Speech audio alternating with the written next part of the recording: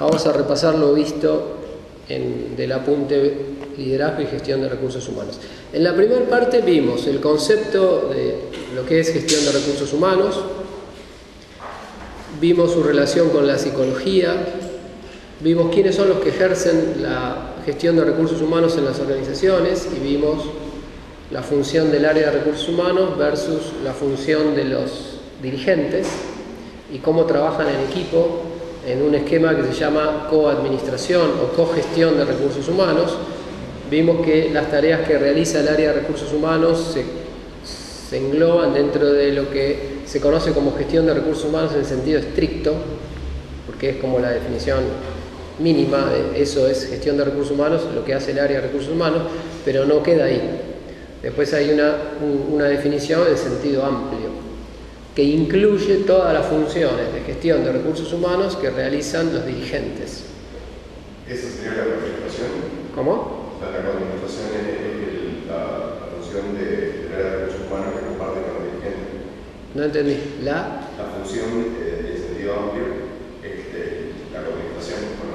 Gestión de recursos humanos en sentido amplio se refiere a todas las actividades de conducción de personal que realizan tanto el área de recursos humanos como los dirigentes. Y a su esquema de interacción se lo llama cogestión de recursos humanos. Bien, después hablamos de liderazgo, concepto de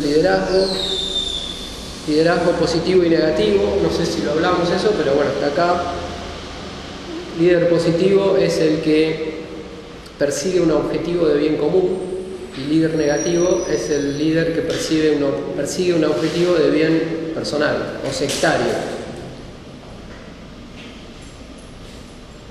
Ambos, o sea, se diferencian en el objetivo que persiguen, pero no en sus condiciones. O sea, tanto el líder positivo como el líder negativo tienen que tener iniciativa, visión e influencia, porque si no el objetivo no va a avanzar, ya sea positivo o sea negativo. Después, acá en el apunte habla de la diferencia entre dirigente y líder. Dirigente es un cargo y líder es una capacidad. O sea, no tiene nada que ver una con otra. Dirigente sería equivalente a un equipo de fútbol, no sé, centro delantero. Sí, es el centro delantero. Eso no me dice si juega bien, juega mal, si sabe jugar ni siquiera. Lo único que sé es que está puesto como centro delantero. A lo mejor nunca jamás mete un gol. Dirigente tiene que ver con un cargo. Es una palabra genérica para referirse a todos los cargos que tienen que ver con dirigir personal. Puede ser supervisor, jefe, líder de proyecto, coordinador, gerente, director, presidente. Todo eso son distintos cargos dirigenciales o de dirigentes. ¿Está bien? Dirigente sería la palabra genérica. Liderazgo no tiene nada que ver con ningún cargo, es una capacidad humana que puede tener una persona, aunque ni siquiera trabaje en una empresa, ni en una organización, ni en ningún lado. Habíamos definido liderazgo de varias formas, pero tal vez la más representativa es la capacidad de generar cambios. Capacidad de generar cambios en un entorno dado, social, laboral, profesional, empresario, político, cultural, cualquier entorno donde se mueva la persona. Después acá habla de liderazgo operativo versus liderazgo estratégico. También es otra forma de diferenciar. Se entiende como liderazgo operativo al que hace falta para sostener una operación. Por ejemplo, una fábrica funciona y produce ciertos productos en cierta cantidad todos los meses y esa fábrica hay que mantenerla en funcionamiento. Eso requiere liderazgo. ¿Por qué? Porque la gente se desvía. La gente se olvida, los procedimientos se relajan, la gente no cumple las reglas de seguridad, las rutinas no se cumplen, la gente llega tarde, la gente falta, la gente se desmotiva, hay conflictos. O sea que requiere mucho empuje de liderazgo mantener. Fíjense que no estamos hablando de generar cambios en el sentido importante de la palabra, pero sí estamos hablando de generar pequeños cambios, todos los días. Cambios operativos. Por ejemplo, una máquina se rompió. Hay que arreglarla. Eso es un cambio. Pero es un cambio que lleva a la máquina de que está rota a que vuelve a su situación anterior, no a una situación mejor. ¿Se entiende? O sea, ahora que tenemos el marcador acá, es importante, es un concepto fuerte. Fíjense, es muy distinto una organización que se mantiene en un nivel de funcionamiento que hace a sus procedimientos, su calidad y su excelencia en funcionamiento está estable. Ahora, de repente hay una falla, se rompe un equipo, hay un paro, se incendia la fábrica, hay no sé, una lluvia afecta, un granizo afecta a una cosecha, no sé, y esa operación que venía en un nivel cae. Alguien se tiene que ocupar de dirigir todo lo necesario para volverla a su funcionamiento. Bueno, eso se llama liderazgo operativo. O sea, que la capacidad del dirigente que puede hacer eso se tiene como liderazgo operativo. ¿Por qué? Porque en realidad hay un cambio. Fíjense, de acá a acá hay un cambio, pero de acá a acá. O sea, en realidad el líder operativo la capacidad que tiene es la de mantener una operación compleja en funcionamiento. Y cada vez que se cae, la vuelve a su situación. Hay muchos gerentes que tienen esa capacidad. Normalmente gerentes de producción, gerentes de distribución. Project manager también, ¿no? Se usa mucho el project manager. Project manager es el gerente de proyecto, que es un dirigente que tiene como responsabilidad implementar un proyecto. Un proyecto es algo diferente a una operación. La operación es algo continuo, rutinario, que tiene un resultado constante.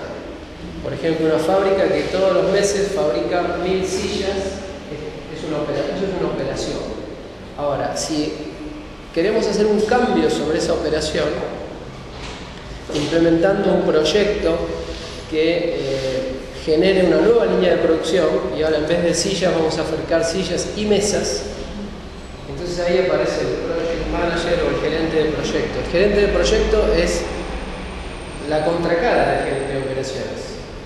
No es un dirigente que va a buscar mantener algo, sino que va a buscar mejorar algo. Ah, entonces es específico. Yo pensé que era, no sé, coordinaba. Gerente de proyecto se parece más al líder estratégico que al líder operativo. ¿Está bien? El líder operativo se ocupa de mantener. El líder estratégico se ocupa de mejorar. Llevar, por ejemplo, la producción de 1000 por mes a 5000 por mes, lo cual requiere cambio de tecnología o cambios de procesos o nuevos mercados, nuevos productos, o sea, requiere mucha más creatividad. Ese es el líder estratégico, es capaz de modificar lo que hace la organización, y el líder operativo es capaz de mantener lo que hace la operación. Me parece más simple, es más simple en términos conceptuales, pero en alta complejidad de todos modos. O sea, una fábrica que tiene 2000 empleados, mantenerla en funcionamiento ya es complicadísimo. Y eso es lo que hace un líder operativo, un gerente de operaciones o un gerente de producción. Modificar la empresa o la planta para que produzca otra cosa, otro producto, o en el triple de cantidad, o para nuevos mercados, eso ya implica un cambio radical en la estrategia. Y el que lleva adelante eso es un líder estratégico. ¿Por qué líder estratégico? Porque tiene otras capacidades, en realidad las mismas, pero en distinta medida. Por ejemplo, el líder operativo necesita mucha influencia, pero no tanta visión y no tanta iniciativa. El líder estratégico necesita muchísima iniciativa, muchísima visión y no tanta influencia. O sea, la diferencia entre un líder operativo y un líder estratégico es que el estratégico necesita las primeras dos capacidades en mucha más cantidad, sobre todo visión. Un entendimiento de todo el entorno para poder llevar adelante un cambio. Bien. Perdón, cuando hablamos de influencia, ¿no siempre es influencia para abajo, para los que van a... No, influencia para todos lados. El líder operativo necesita más que nada influencia para abajo. Claro. El líder estratégico necesita influencia para todos lados. Claro. Y primero para arriba. Porque por eso va a necesitar igual influencia para arriba, porque si no, no se va a poder completar. Sí, sí, tenés razón, sí, pero bueno, como necesita mucha más visión, digamos que en el balance, en el líder estratégico, la visión es fundamental. Y la influencia es importante también, pero se destaca más la visión. En el líder operativo no tanto, porque no hay una visión, no hay que cambiar nada, lo que hay que es mantener. O sea, el líder operativo no necesita imaginar una nueva forma de funcionamiento de la empresa, porque su tarea es llevarla del funcionamiento normal al funcionamiento normal. Lo que sí tiene como tarea restablecer lo antes posible cualquier caída con respecto al funcionamiento normal. Bien, después viene toda la parte de motivación, de lo cual no hablamos mucho, pero tienen acá para leer. Vamos a repasar algunos conceptos centrales. Si traten de recordar si subrayaron alguna duda o algo y la aclaramos. Primero habla sobre entender el comportamiento humano, lo cual se refiere a que ningún dirigente puede gobernar la conducta de otras personas si no entiende cómo se generan esas conductas. Yo no puedo, eso es un concepto general de gestión, yo no puedo gobernar algo que no entiendo. ¿Está bien? Cuando un dirigente se encuentra en la situación de querer gobernar algo que no entiende, ¿qué les parece que pasa? ¿Qué le pasa a un chico, por ejemplo, cuando quiere arreglar un juguete que no entiende?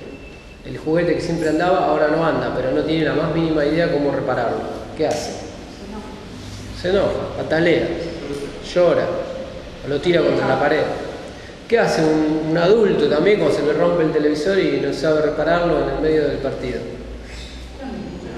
Hace lo mismo, se berrinche, se enoja, capaz que golpea el televisor o le tira algo al televisor y tal vez rompe más el televisor. Eso es lo que le pasa al ser humano cuando no entiende algo, se ofusca. Estamos hablando de personas normales, ¿no? La persona muy sabia no se va a ofuscar porque las personas sabias no se ofuscan. Simplemente observan, buscan solución. Pero ese no es el común de la humanidad.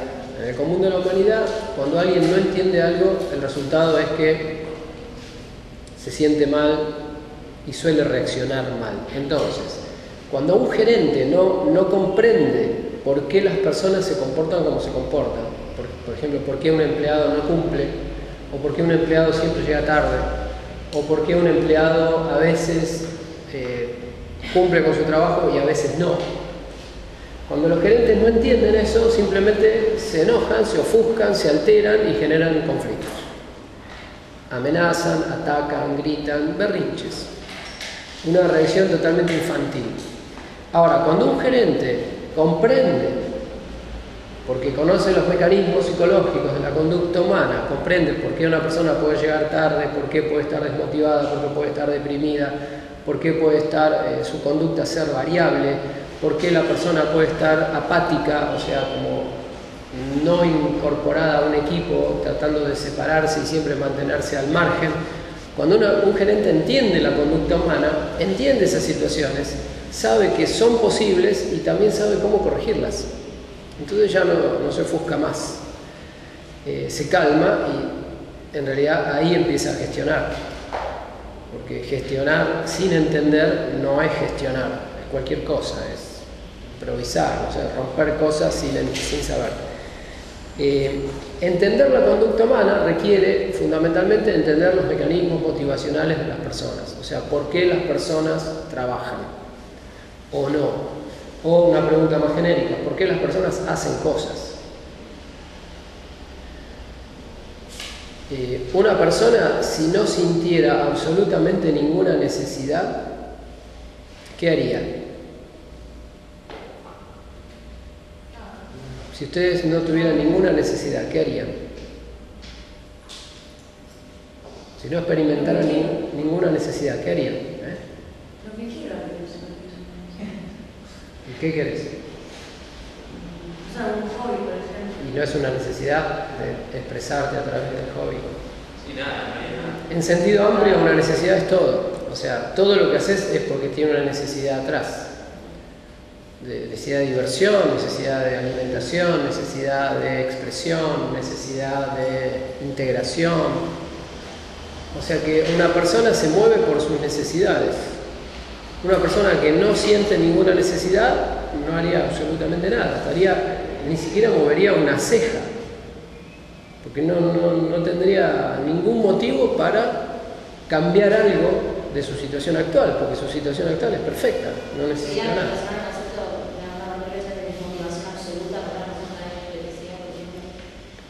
Sí, sería una situación donde, pero habría que ver si esa situación es negativa o positiva. En general, como el ser humano solamente se mueve a través de necesidades, cuando una persona no siente ningún deseo, ninguna necesidad, se siente morir. Y eso es la depresión. Ahora, el tema es que en el otro extremo también hay sabios o personas muy avanzadas que tienen muy pocas necesidades o ninguna y no se sienten morir, porque sus necesidades en realidad ellos mismos las anularon. No es que por alguna situación patológica no experimentan necesidades, sino que ellos mismos han eliminado las necesidades, se han simplificado. O sea, siempre se diferencia mucho las situaciones cuando la persona está en esa situación por decisión propia o está en esa situación de manera incontrolable, porque sin decisión propia. Cuando una persona está en una situación de no necesidad, por una cuestión accidental, no por decisión propia ni por su evolución psicológica, sino por algún problema psíquico, esa persona se va a sentir morir, porque no se va a querer ni levantar de la cama. En cambio, si esa persona está en esa situación de no necesidad por una decisión, entonces no, tal vez tampoco se levanta de la cama, pero está feliz. Son dos situaciones distintas. En la persona normal, la que se suele ver es la primera. O sea, personas que por alguna situación patológica no experimentan deseos, no experimentan necesidades y necesitan tratamiento, porque están en riesgo. Entonces, yendo a la persona normal está todo el día haciendo cosas, 1000 cosas. Y cada una atrás tiene una necesidad, que puede ser consciente o inconsciente. O sea, una necesidad que la persona conoce. Dice, yo, ¿a qué vas al supermercado? No voy porque voy a comprar esto, esto y esto para cocinar esto, esto y esto. Bueno, esa conducta la puedo explicar perfectamente porque entiendo mi necesidad. Después hay otras conductas que son más difíciles de explicar porque lo que las dispara son necesidades que yo no conozco, que las tengo pero no conozco. Por ejemplo, necesidad de contención. Una persona en medio de un conflicto, no sé, llama a un amigo y se pone a hablar 2 horas por teléfono, no sabe por qué. No es que decidió, lo voy a hacer por esto, lo necesita y medio que ni siquiera sabe a qué se debe. Pero bueno, hay una necesidad atrás de ser reconocido, de ser escuchado, de ser contenido, etc. Bien, todo lo que hacen los seres humanos es a partir de necesidades. Entonces, todas las teorías motivacionales tienen que ver con clasificación de las necesidades o de cómo surgen las necesidades, qué tipo de necesidades hay, cuáles son más importantes que otras. Una de las teorías fundamentales, que es la teoría de Maslow, que otras teorías son como desprendimientos de la teoría de Maslow y son parecidas. Recuerden que estas teorías no es que son todas perfectas, no puede haber muchas teorías perfectas. ¿Cuántas teorías perfectas puede haber? Una sola, ¿está bien? Si nosotros hiciéramos una teoría perfecta de la motivación humana, todas estas volarían y quedaría esa sola. Estas son teorías que fueron apareciendo en el tiempo y que atacan distintos aspectos de la motivación humana. Ninguna es perfecta y completa, porque si alguna fuera perfecta y completa, miraríamos esa y no miraríamos ninguna más. O sea, el estudio de la motivación humana es no está totalmente cerrado, en el sentido de que no es que hay una teoría que explica todo.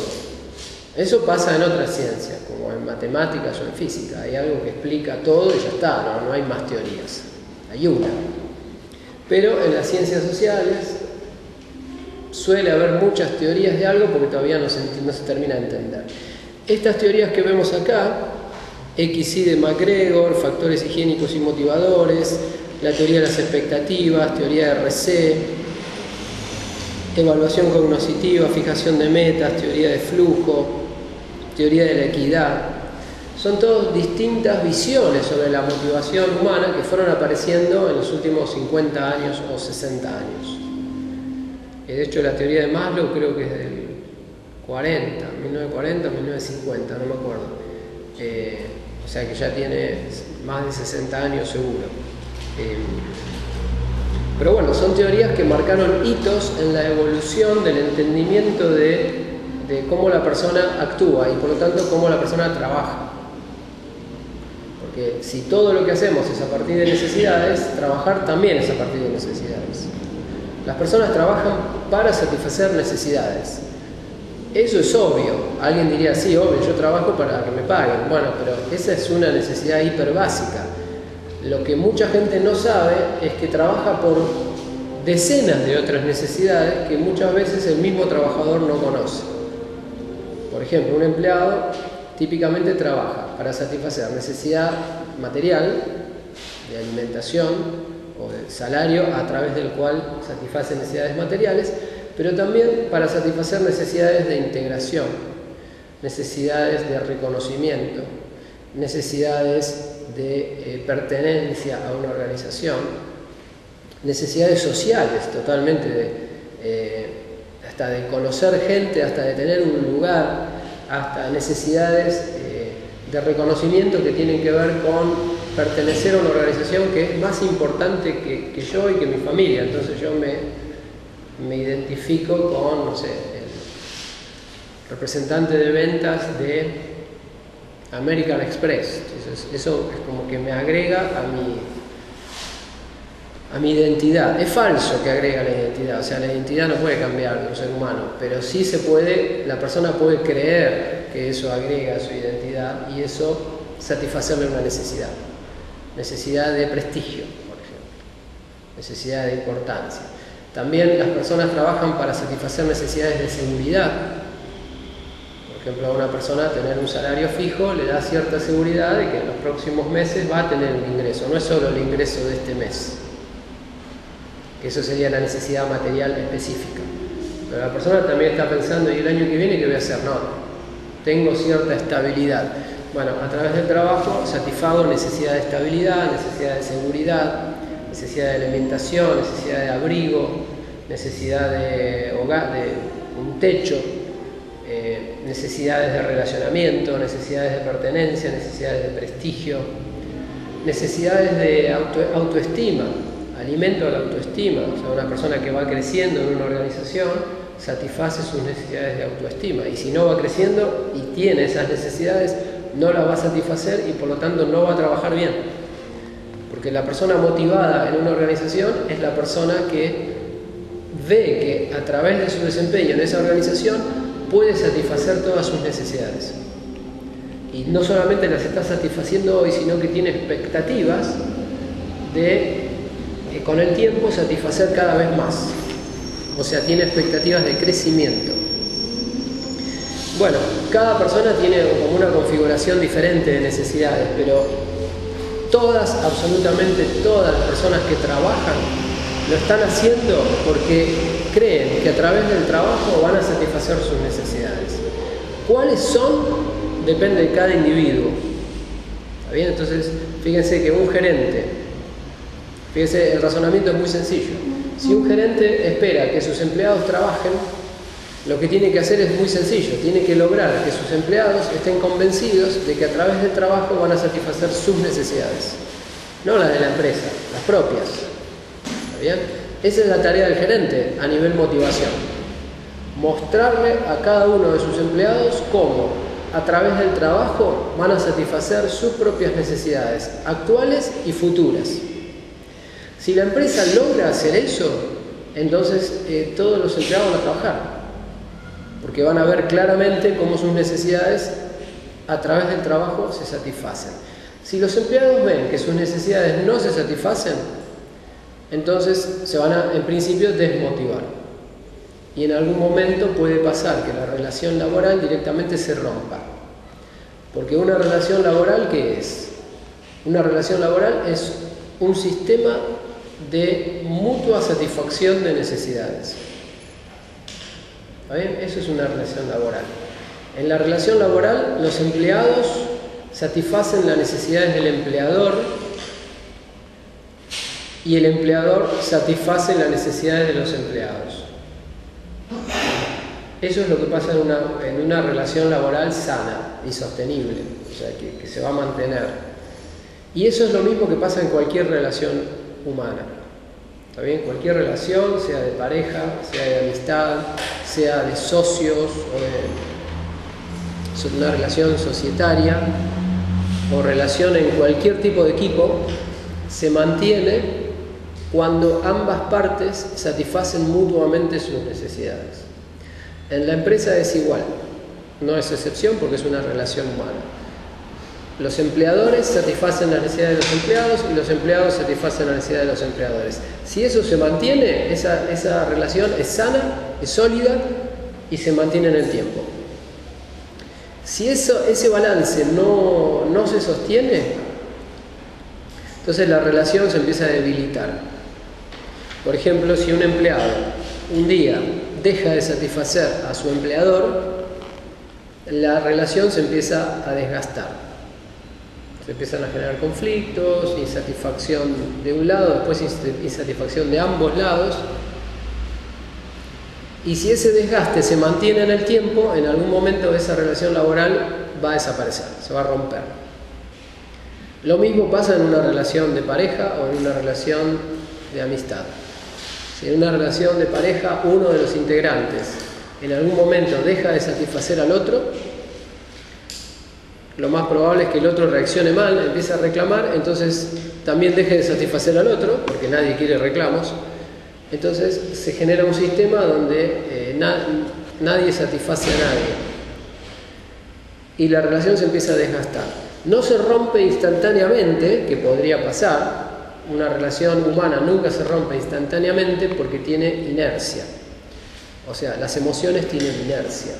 Si yo estoy en una relación con otra persona de hace cierto tiempo, en nuestra mente, por cómo funciona nuestra mente, se genera un apego que tiene que ver con hábitos, que tiene que ver con haber ajustado toda mi forma de vida a la otra persona, ya sea mi empleador o mi pareja. Entonces, ajusté toda mi vida, estoy apegado a esa forma de vida. Entonces, cuando la otra persona deja de satisfacer mis necesidades, yo no desaparezco instantáneamente, porque tengo un apego, tengo un hábito. Cuando un empleado, por ejemplo, deja de sentirse satisfecho por lo que le pagan en una empresa, no deja de trabajar al día siguiente, no renuncia inmediatamente, ni siquiera lo plantea inmediatamente. Puede ser que tarde meses en decir algo, y después otros meses en volver a decir algo, y después otros tantos meses a empezar ya a decir algo más pesado o amenazar irse. Y tal vez después de un par de años se va o renuncia. De hecho, las empresas esto lo conocen bien, saben que cuando, por ejemplo, un empleado quieren que se vaya, le empiezan a sacar beneficios o a no aumentarle el salario, porque reducirlo no pueden, a sacarle tareas, pero la persona no se va inmediatamente. La persona típica es muy emocional, muy apegada a sus hábitos, a su costumbre, y por lo tanto no se va a ir inmediatamente. Va a estar tal vez meses o años protestando, pero no yendo. Lo mismo las parejas se desgastan, pero pueden pasar a veces décadas y las personas los dos siguen en pareja matándose, discutiendo todos los días, pero están apegados uno al otro. Bueno, eso nos dice o deja bien en claro que todas las relaciones humanas tienen un componente emocional muy fuerte. Las relaciones familiares, de pareja, de amistad es obvio, lo vemos. Pero lo que no es tan obvio es que eso sucede igual en las relaciones laborales.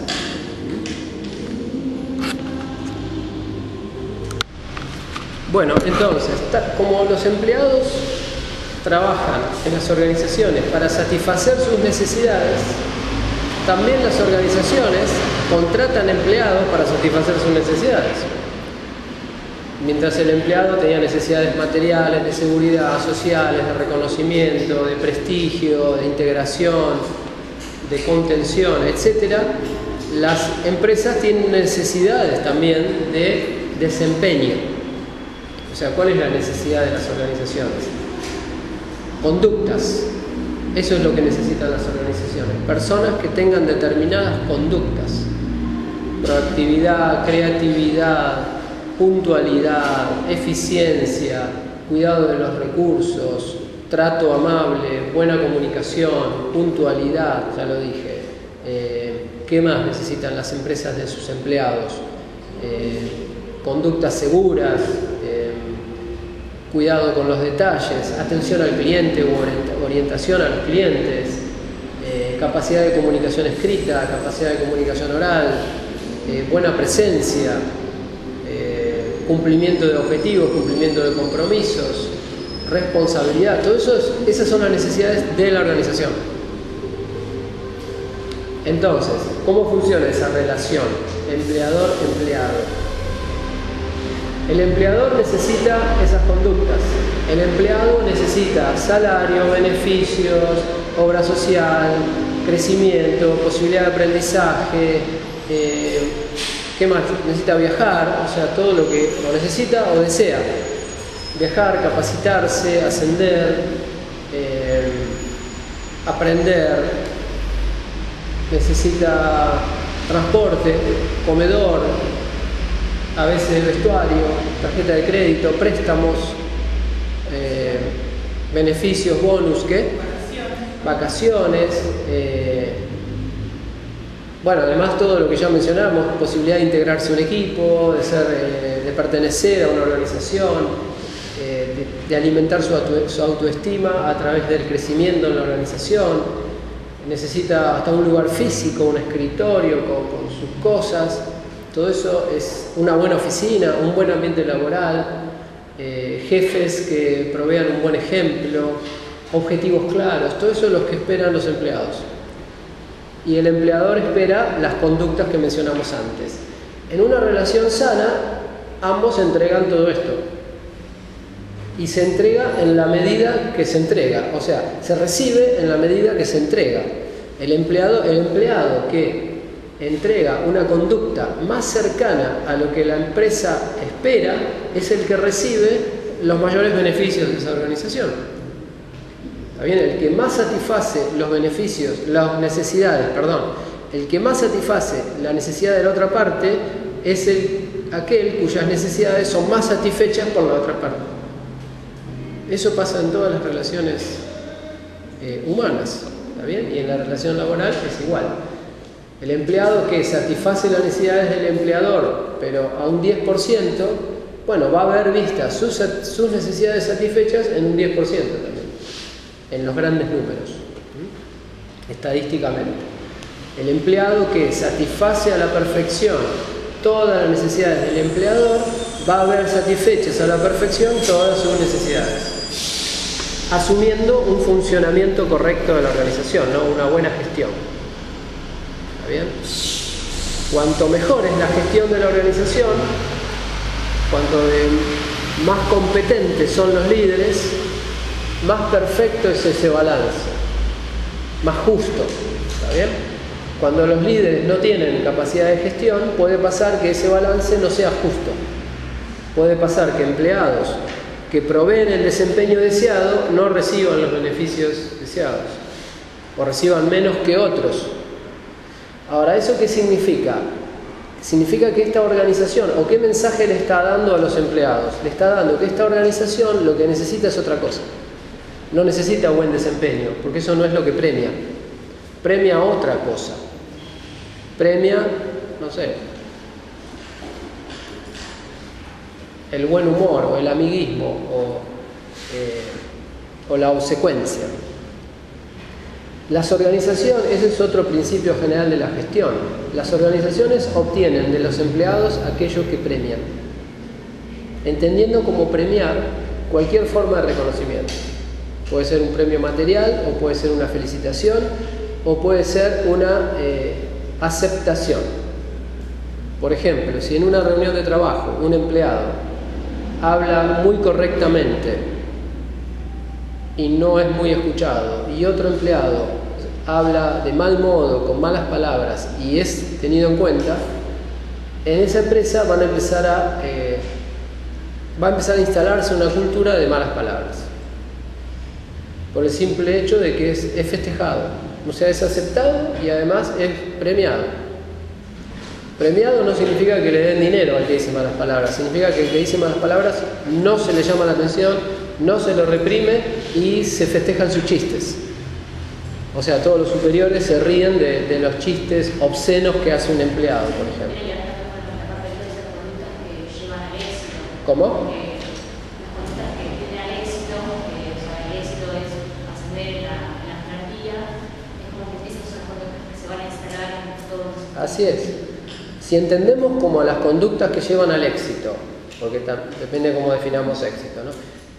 Si entendemos una definición básica que es tener éxito es ascender en la organización, las conductas que me permiten ascender son aquellas que la misma cultura organizacional establece. Y pueden no ser conductas positivas, pueden ser conductas totalmente inconducentes o conductas despreciables. Por ejemplo, hay organizaciones machistas, muy machistas, donde un empleado que hace comentarios machistas probablemente tiene más posibilidad de ascenso que otro empleado que propone la igualdad de género, no sé, o que habla de manera muy elogiosa hacia las mujeres, y cuando en una reunión de hombres gerentes se habla de manera peyorativa hacia las mujeres, si alguno de ellos salta y defiende, probablemente quede afuera del equipo, afuera de la trenza. ¿Está bien? Bien, eso pasa en todas las organizaciones. Obviamente, las buenas organizaciones se caracterizan por instalar una buena cultura. Ya vamos a ver el tema de cultura más adelante, es el tema más importante de todos. Cuando una organización establece una buena cultura, establece un buen sistema de premios. Significa que en una organización con una buena cultura se premian las conductas que realmente sirven al crecimiento, al desarrollo de un buen clima laboral. Y si esas son las conductas que se premian, entonces ese va a ser el resultado obtenido. Crecimiento, buen clima laboral.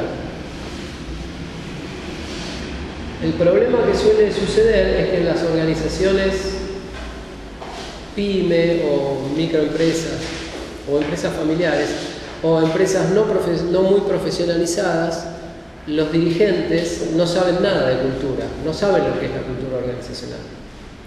La viven, pero no saben cómo funciona. Por ejemplo, los dirigentes de las microempresas no tienen idea de que sus conductas setean el ejemplo para todos los empleados. No lo saben, piensan que ellos pueden tener conductas diferentes porque son los dueños y que los empleados se tienen que ajustar a otro modelo. Pero eso no funciona, o sea, la psicología funciona de otra manera. O sea, los empleados toman como ejemplo, como modelo de conductas, las conductas de los superiores durante los años. Y una vez que eso se instala, se establece como un hábito totalmente inconsciente. Nadie sabe por qué, pero todo el mundo se comporta parecido. O todo el mundo es muy estructurado, o todo el mundo es muy bohemio, o todos andan con miedo, o nadie le importa nada, o todo el mundo es muy orientado al cliente, o nadie orientado al cliente. O no hay creatividad en la empresa, porque los directivos, por ejemplo, critican las ideas. Cuando los empleados proponen ideas, los directivos las critican y después no hay más ideas. Y los directivos protestan porque no hay creatividad y no se dan cuenta que ellos están seteando una cultura de no creatividad y no la van a tener. se establecen sistemas raros, o sea, donde los directivos sufren las consecuencias de sus propios errores de gestión y sus errores comunicacionales. Pero como son errores inconscientes, no les cae la ficha. O sea, hay empresas donde todo el ambiente laboral es espantoso, es de agresión constante, y los superiores en algún momento se dan cuenta que eso afecta al trabajo, pero lo que no se dan cuenta es que ese ambiente lo generan ellos. Y por eso les digo que el tema del desarrollo de la cultura en una organización es el tema más importante, porque es lo que más afecta y lo que más determina cómo funcionan las empresas. O sea, cómo funcionan las empresas no está determinado por los procedimientos, los manuales, lo que dicen los jefes una vez en un discurso, o en una presentación o en un mail. Lo que determina lo que sucede en las empresas es lo que hacen los líderes todo el tiempo, hasta cuando están en situaciones no laborables o en un almuerzo o hablando en un pasillo. El ejemplo continuo de los superiores es lo que termina definiendo cómo se vive y cómo se trabaja en esa empresa. Y los superiores no se dan cuenta de esto. Creen que, por ejemplo, pueden estar todo el día dando un mal ejemplo, pero a fin del día venir y decir, no, muchachos, acá tenemos que ser cuidadosos, orientarnos al cliente y ser puntuales. Lo dice una vez en el día, pero el resto de las 8 horas del día está a las puteadas por los pasillos, peleándose con clientes por teléfono, peleándose con empleados o reprimiendo empleados, tratando mal a empleados, a proveedores, etc. Y después espera que con una frase, en una situación formal, en 15 minutos del día, borrar todo lo anterior. Y eso es imposible. Pero bueno, muchos líderes no se dan cuenta. No se dan cuenta de que gestionan con cada movimiento y cada palabra que dicen, están generando una influencia sobre la organización. Y si esa influencia el 90% del tiempo es negativa y en una reunión es positiva o es un intento positivo, va a seguir gobernando el 90% anterior.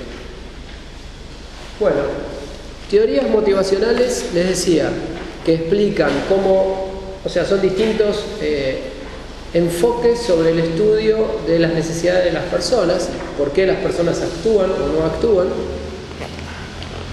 Sí, por ejemplo, la teoría de fijación de metas habla un poco sobre cómo influye el fijar metas en la conducta de una persona. La teoría de la equidad habla sobre cómo las personas se comparan entre ellas y comparan el esfuerzo que le dan a la organización versus el beneficio que reciben, y lo comparan contra otras personas dentro o fuera de la organización, y eso influye en su motivación. Por ejemplo, un empleado que trabaja en una empresa y es analista administrativo y gana 5 pesos y habla con un amigo que es analista administrativo de otra empresa y gana 10 pesos, automáticamente tiene una presión desmotivadora. Aunque no sea correcta la comparación, pero bueno, su percepción es que están haciendo la misma tarea y que él está recibiendo una remuneración inferior. Se siente que la empresa se está aprovechando de él y se desmotiva. La teoría de la equidad estudia este efecto. Bueno, y cada uno estudia un efecto diferente. La teoría de Maslow, que es la más integradora tal vez, y la más conocida, categoriza las necesidades en 5 niveles. Lo que postula Maslow es que el ser humano tiene multiplicidad de necesidades, pero no todas son de la misma prioridad. Hay necesidades de altísima prioridad, hay necesidades de segunda prioridad, de tercera prioridad, de cuarta prioridad y de quinta prioridad. Y lo otro que dice Maslow es que el ser humano, cuando tiene necesidades de un determinado nivel, no le entran en su mente, o sea, en su mente no hay preocupación por las necesidades del siguiente nivel. ¿Entiende? Como decir, si no tengo para comer, no voy a estar preocupado si no tengo perfume, por decir algo muy básico. Bueno, ese fenómeno bastante obvio, bueno, Maslow lo estudió un poco más en detalle y generó 5 categorías. Postuló que las necesidades fisiológicas son las primeras, entendiendo necesidad fisiológica como necesidades de vida o muerte, ¿no? No tener un poquito de apetito, ¿está bien? Necesidad fisiológica se refiere a necesidad de alimentación.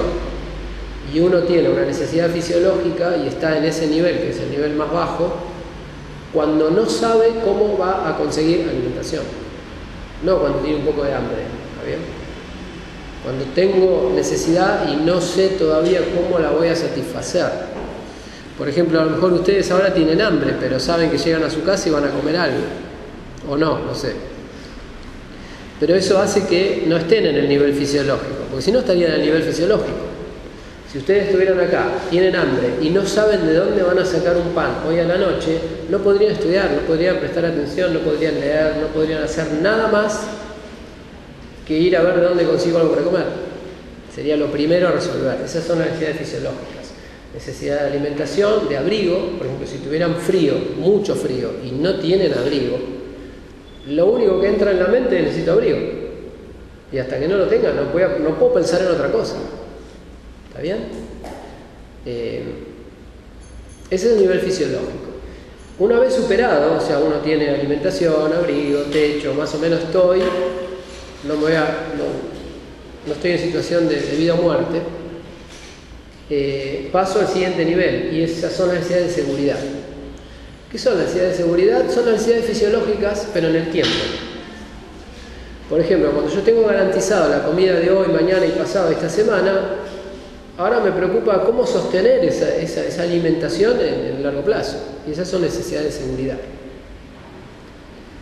O sea, una persona puede decir, sí, ahora estoy comiendo, está bien, no tengo hambre, pero no sé cómo voy a comer el mes que viene. Entonces no tengo una necesidad, tengo una necesidad fisiológica futura, que en realidad es una necesidad de seguridad, de estabilidad. Ese es el siguiente nivel. Si tengo más o menos satisfechas las necesidades fisiológicas actuales, más una perspectiva de que mis necesidades fisiológicas van a estar más o menos satisfechas, más o menos en el mediano plazo, entonces supero el nivel de seguridad, me siento medianamente seguro, no estoy preocupado por el futuro cercano. Entonces puedo acceder al nivel social. Entonces ahí ya puedo dedicarme a interactuar con otras personas, conversar, ir a una reunión y no estar preocupado ni por alimentación, ni por abrigo, ni por necesidades básicas. Al menos por un rato puedo dedicarme a temas sociales. Bueno, muchas personas en las empresas están en el nivel de necesidades sociales. Es raro encontrar en las empresas, pero hay, pero no son la mayoría, personas con necesidades fisiológicas o necesidades de seguridad, porque en general cuando uno tiene un empleo, las necesidades fisiológicas y de seguridad están medianamente cubiertas. Mal, mejor o peor, pero están cubiertas. Entonces la persona ya accede al nivel social, por lo menos. Por eso en las empresas vemos mucha gente en situación de necesidad social. ¿Cuál es la necesidad social? Y hablar, conversar, interactuar, ir a comer con los compañeros, ser aceptado, que me inviten a las reuniones, que no me dejen afuera. Las necesidades sociales tienen que ver con ser aceptado en la sociedad. Hay muchas personas en las empresas que viven preocupadas por eso, por ser aceptadas en los equipos de trabajo, se preocupan mucho cuando son rechazadas, cuando alguien los agrede, o cuando alguien los trata mal, o cuando el jefe te trata mal. Están en el nivel social, están muy preocupados por las relaciones sociales, no tanto por el crecimiento.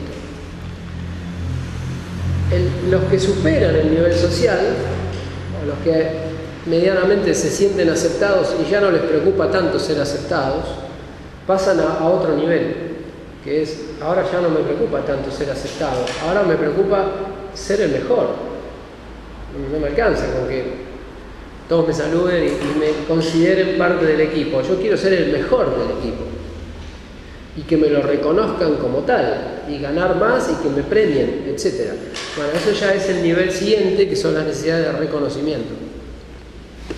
En las empresas van a encontrar, en general, personas en el grupo de en el nivel de necesidades sociales y personas en el nivel de necesidades de reconocimiento, siendo en general una mayoría los primeros.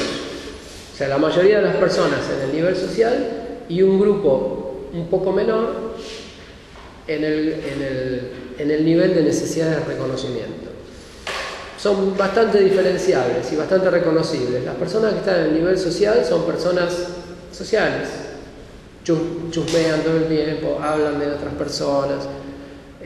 No buscan crecer, pero sí buscan que nadie hable mal de mí, o que no me dejen afuera de las cosas, o estar en todas las fiestas, en todas las reuniones, en todas las reuniones extralaborales también. Esas personas sufren mucho cuando son excluidas, pero cuando son incluidas ya están tranquilas, no quieren más que eso. Y después van a ver a los otros, a los que están en el nivel de reconocimiento, que son más competitivos, que buscan el premio, que normalmente se los visualiza como peores personas, porque como que están más especulando, suelen ser más chupamedias, o chupamedias a veces en el mal sentido o en el buen sentido. Son personas que están buscando trepar, ¿está bien? No con el mal sentido, o sea, quieren ascender.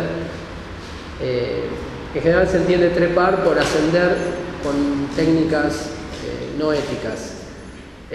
No puede ser con técnicas éticas o no éticas, pero la persona que busca reconocimiento busca progresar, busca ganar más, tener premios, ser el mejor, ser destacado, ser reconocido, recibir beneficios especiales, tener una oficina diferente, o sea, recibir los beneficios que reciben los superiores en las empresas.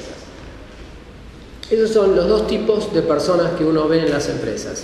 En general no ve personas en situación de seguridad, salvo personas que temen por perder el empleo, que puede pasar. Personas que están en riesgo de perder el empleo, puede ser que estén en situación de seguridad. Fíjense que una persona que está en un grupo de trabajo y está en una situación de riesgo y puede perder el empleo, van a ver que su tendencia a la socialización se reduce.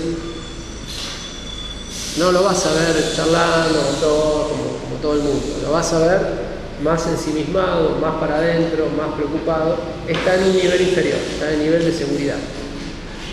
Por lo tanto, le importa poco y nada socializar, y menos recibir premios. Lo que quiere es no perder el trabajo, está en el nivel de seguridad. Los sociales están ahí, socializando, y los del nivel de reconocimiento están buscando crecer. Y el último nivel de la pirámide de Maslow es el nivel de necesidades de autorrealización, que es el nivel al que acceden típicamente personas que ya han recibido mucho reconocimiento. O sea, que han socializado, les ha ido bien, después han pasado a nivel de reconocimiento, recibieron premios, cargos, ascendieron, ya más o menos vieron de qué se trata y ya se pudrieron. Y se dieron cuenta que en realidad con el reconocimiento o sea que el reconocimiento no tiene mucho valor. Normalmente, para que una persona se dé cuenta que el reconocimiento no tiene mucho valor, tiene que primero obtenerlo. Es muy raro que una persona que nunca obtuvo reconocimiento sienta que el reconocimiento no tiene valor. Puede ser que lo diga, pero no que lo sienta realmente. De hecho pasa mucho, hay personas que nunca tuvieron un premio de nada y dicen que a ellos los premios no les interesan, pero en el fondo odian a los que reciben premios, porque en realidad están frustrados. Quieren decir que no les interesan los premios ni el dinero, pero nunca tuvieron dinero, entonces en el fondo sí lo quieren tener. Pero como se ven imposibilitados de lograrlo o incapaces para lograrlo, reaccionan de una manera negativa. Ese no es la persona que está en autorrealización. Esa persona todavía no llegó al nivel de reconocimiento. El que está a nivel de autorrealización es el que verdaderamente logró reconocimiento y ya para él no tiene valor. Lo gastó, ya está. Fíjense que la pirámide de Maslow y sus 5 niveles muestran lo que ustedes experimentan todos los días. Ustedes, no sé, tal vez hoy tienen un deseo de comprarse algo y están ahorrando y se lo compran, y dentro de 6 meses eso no sirve para nada, o sea, no tiene ningún valor. Sea lo que sea que se compren, sea desde un pantalón a una moto, a una bicicleta, a un auto o una casa. Ya la expectativa que uno tiene en el momento que uno adquiere ese bien la satisfacción dura un tiempo y después desaparece. Bueno, eso pasa absolutamente con todo lo que una persona pueda lograr, incluso lo más sofisticado. Por eso en realidad la pirámide de Maslow muestra un aspecto de la naturaleza humana que es complicado, que es que el ser humano pelea y lucha por obtener un montón de cosas que no sirven para nada. Que en última instancia la persona se va a dar cuenta de que no tienen valor. Bueno, cuando la persona se da cuenta de eso, llega al último nivel, al nivel de autorrealización, donde la persona ya entra en como una segunda etapa de vida. O sea, en una vida donde ya no busca reconocimiento ni premios, sino que busca sentidos. O sea, busca algo, porque ya todo lo que hay en el mundo ya no le sirvió. Tuvo premios, tuvo dinero, viajó, conoció, se casó, tuvo hijos, puso empresa, se fundió la empresa, puso otra empresa, se enriqueció, perdió la riqueza, recuperó la riqueza y no cambió nada. O sea, la persona ya le hizo clic que todo eso no cambia nada. Entonces llega al último nivel de Maslow. Bueno, eso es en pocas palabras lo que explica Maslow. Bien. Bueno, después vienen las secciones 32, 33, etcétera, hasta la 49, que es la última, la que hasta donde entra para este parcial. Y acá viene toda la parte de las capacidades del líder, o las competencias fundamentales del líder, donde explica, tal vez con un poco más de detalle, lo que vimos acá, de iniciativa, visión e influencia. Iniciativa para arrancar y tomar acción, y visión para desarrollar un plan que funcione, e influencia para poder convencer a otros de que me ayuden y para ejecutar el plan. ¿Capacidad y competencia es lo mismo? Sí, son palabras que se confunden mucho. Sí. A ver, porque no hay una definición clara y cada autor le pone la definición que quiere, pero en principio sí, es lo mismo. La capacidad es el atributo que te permite hacer algo, y una competencia es un atributo que te permite hacer algo. Si lo pensamos con mente abierta, es lo mismo. A veces se confunden habilidades con capacidades, con competencias, pero más allá de las palabras, lo que sí hay que diferenciar entre competencias teóricas y competencias prácticas. ¿Está bien? Con capacidades teóricas y capacidades prácticas. Yo, por ejemplo, puedo saber mucho sobre reactores nucleares, pero si me dicen construite uno, no puedo. Porque nunca construí uno. Entonces, tengo una competencia, no es que no sé nada. Sé cómo funciona, te puedo hacer un diagrama, todo, pero nunca hice uno. Entonces, me falta la parte de acción. Esa es la única diferencia importante. Hay capacidades que tienen que ver con un conocimiento nada más, y hay capacidades que tienen que ver con hacer. O sea, con pensar y con hacer. En realidad, en el trabajo, estrictamente, las que sirven son las de hacer.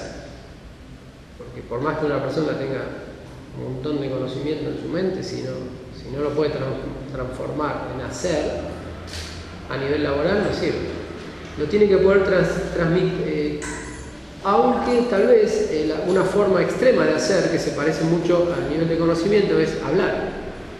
Por ejemplo, un profesional que sabe hablar mucho sobre un tema, por ejemplo yo, les estoy hablando mucho sobre la gestión de recursos humanos, pero ustedes no saben si yo sé conducir recursos humanos.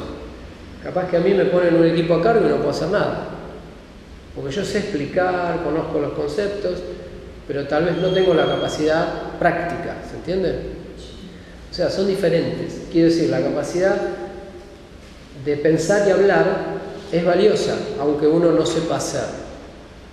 Son capacidades distintas y tienen utilidad en distintos momentos. Por ejemplo, hay gerentes que saben hacer muy buenas presentaciones de lo que produce la empresa, pero no saben producir nada de todo eso. Eso lo tiene que hacer otro. Necesita otras competencias. ¿Entienden? Esa es la única diferenciación importante. Competencias que tienen que ver con un conocimiento y comunicación, y después competencias que tienen que ver con hacer.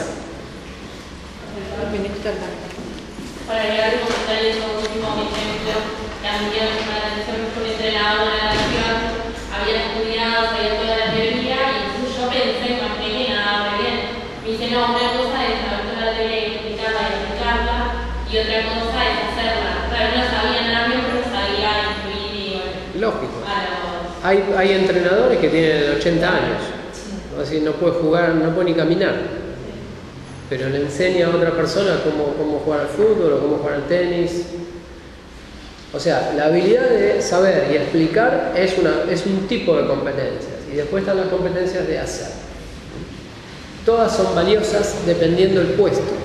Hay puestos donde hay que hablar y hay puestos donde hay que hacer. Claro, el manejo de comunicación son de hacer, ¿no? ¿Cómo? Prácticas.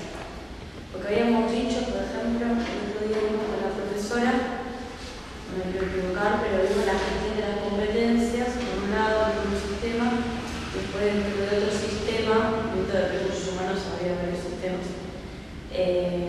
Vimos el de análisis y especificación de los atributos, creo que era. Porque, ¿cuál es la diferencia? Entonces digo, pero ¿por qué cuando vos entrevistás a una persona, por ejemplo, habíamos visto para, no sé, recepcionista, por decir un puesto? Bueno, vamos a evaluar si tienes estudios secundarios, maneja inglés, por ejemplo, pero no evaluar si esa persona es tímida o no, para que el día de mañana, si yo tengo que atender los teléfonos, tenga un tono de voz claro. Y bueno, eso es más relacionado a la competencia, no tanto al atributo de la persona. Como quieran, son competencias de hacer y competencias de pensar. Está bien, si la persona. La personalidad de la persona. Pero eso tiene que ver con hacer. Es con hacer. O comunicarte, que también es hacer, es hablar. ¿Está bien? Sí. Igualmente cuando se combinan las dos, Depende, o sea, si una persona es capaz de hacer la tarea que vos necesitás para ese puesto, punto. Lo que yo tengo que tener bien claro es cuáles son las tareas que necesito se realicen en un puesto. Por ejemplo, si es un puesto de atención al cliente y yo no pongo que la persona domine su lenguaje no verbal y sea capaz de mostrarse amable y mostrarse agradable a otras personas, entonces me estoy olvidando de una competencia fundamental. Si yo pongo, no, debe conocer los servicios que presta el hotel, debe manejar internet, debe manejar Excel y ya está, pongo eso, bueno, me estoy olvidando un montón de cosas. Ese es el problema, que estén mal armadas las competencias. Yo tengo que, si quiero definir bien qué tiene que hacer una persona en un puesto, tengo que pensar cómo es ese puesto en el día a día y todo lo que esa persona tiene que cumplir.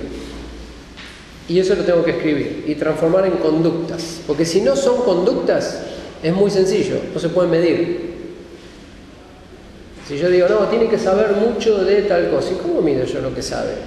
Yo lo que tengo que escribir es, tiene que ser capaz de explicar a los clientes las facilidades que brinda el hotel, por ejemplo. ¿Y cómo lo evalúo? Explícamelas. No, que hace un examen y escrito. Eso no me sirve. Yo necesito que sepa explicarlas a una persona, no que sepa escribirlas. ¿Está bien? Entonces, cuando yo no defino bien el puesto y defino que tiene que tener ciertas habilidades, pero en realidad lo que va a tener que hacer en el puesto es otra cosa, entonces estoy definiendo mal el puesto. Si lo defino bien en relación a conductas, entonces queda clarísimo. Pero tengo que ser muy, muy detallista y conocer el puesto a la perfección. Y tal vez ir a visitar el puesto o conocer a otra persona que realice ese puesto o ir hasta el lugar físico donde esa persona va a trabajar para entender todo lo que tiene que hacer. Si no, corro el riesgo de especificar el puesto de una manera light y que después la persona diga, no, pero esto lo tiene y le faltan 20 capacidades o competencias que hacen falta en ese puesto. Bien. Bueno, después hablamos de influencia y las tres formas de influencia natural a través de la competencia, la ética o la moral y el carisma. Vimos la autoridad carismática, la autoridad moral y la autoridad competente, y después la autoridad jerárquica, que sería la cuarta forma de lograr autoridad o influencia sobre otras personas. Vimos que las tres primeras hacen a la autoridad natural, porque son capacidades que le pertenecen a la persona, capacidad de comunicarse como persona competente o de expresarse como persona ética o de expresarse como persona atractiva, carismática.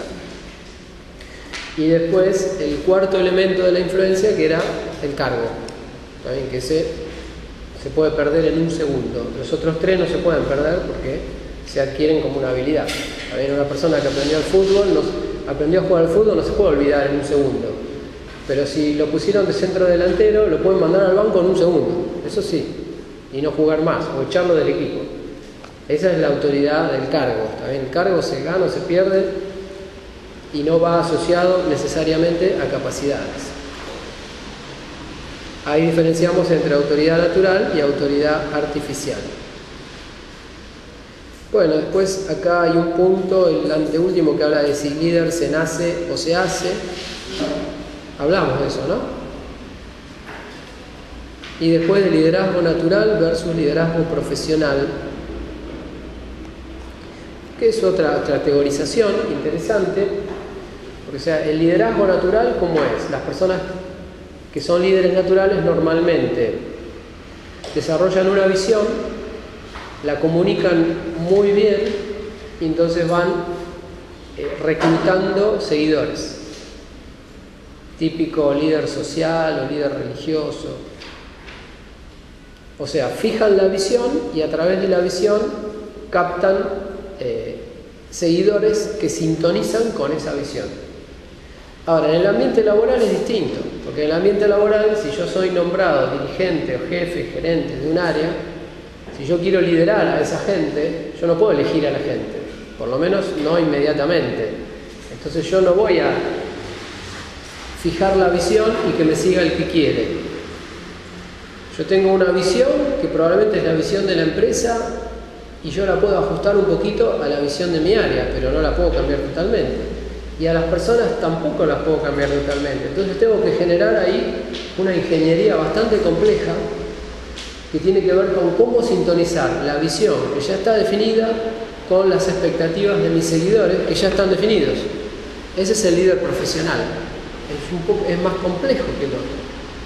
¿Está bien? Porque tengo que articular una serie de fuerzas y no es que yo salgo, invento una visión y que me siga el que quiera.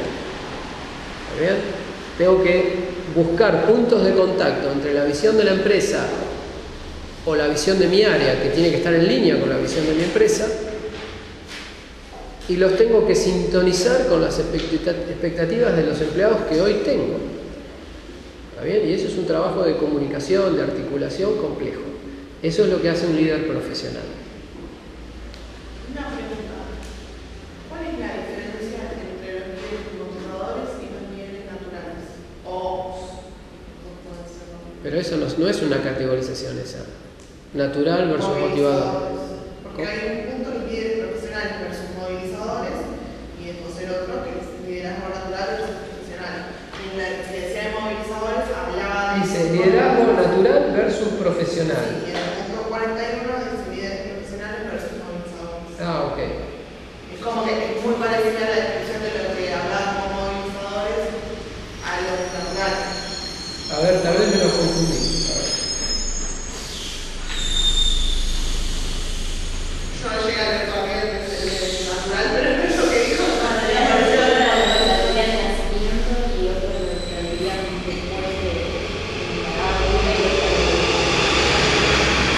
Perdón. Liderazgo natural versus profesional se refiere. Los líderes naturales son aquellos que aprendieron o adquirieron sus capacidades en la vida. Y son líderes, pueden ser adolescentes, chicos adolescentes que son líderes de un equipo de fútbol o de sus compañeros. Y liderazgo profesional se refiere a una persona que, más allá de su liderazgo natural, después adquirió conocimientos teóricos sobre liderazgo, lo llevó a la práctica y se profesionalizó. O sea, entendió bien cómo funciona el liderazgo y incorporó ciertas habilidades, no solamente por la vida, sino por una formación específicamente dirigida. Y después, lo que expliqué antes era lo otro. Era lo de... líderes profesionales versus movilizadores. Los movilizadores son los que generan una visión, tipo, no sé, alguien que sale a caminar por la calle, a hablar en las plazas y propone una visión del mundo y la gente se empieza a sumar. Fijo la visión y la gente se me prende, los que sintonizan con esa visión. Pero si yo soy un líder profesional y trabajo en una organización, no puedo hacer eso. Tengo mi equipo, tengo la visión de la empresa y tengo que lograr una conexión entre los dos. Siempre hay una conexión, porque obviamente la visión de la empresa, ¿qué busca? El crecimiento. Y las personas que buscan el crecimiento. Entonces siempre hay una forma de conectarlo. Pero esa conexión hay que explicarla. Y las personas lo tienen que entender. Porque si los empleados no entienden que sus conductas son las que van a permitir a la empresa crecer y por consecuencia a ellos mismos crecer, porque si la empresa no crece, ellos no van a crecer, toda esa articulación que es obvia, no es tan obvia. ¿Está bien? En los ambientes empresarios, los empleados suelen desconectarse. Creen que el crecimiento de la empresa va por un lado y el crecimiento de ellos va por otro. No llegan a hacer la conexión. Y el líder es el que tiene que lograr esa conexión. Para que los empleados tengan bien claro que la única forma de crecer es ayudando a crecer a la organización. Y eso es sano para todos. Funciona y funciona a largo plazo.